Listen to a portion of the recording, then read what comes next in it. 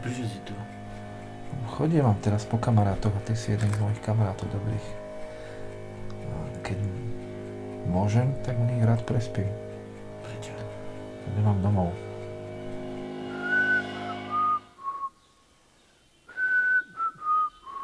Tu je 25 rokov môjho života a práce, Jardo. V tejto splesnej tej pivnici.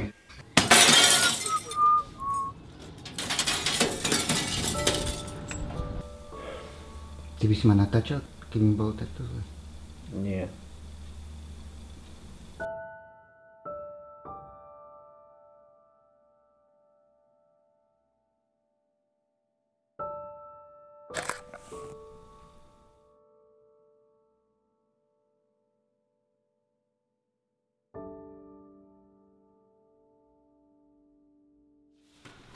Tu 25 rokov žijú ľudia.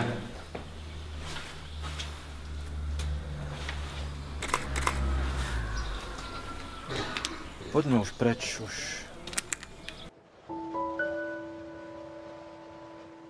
Tak na čo to natáčaš? To je film o Európe a o tebe.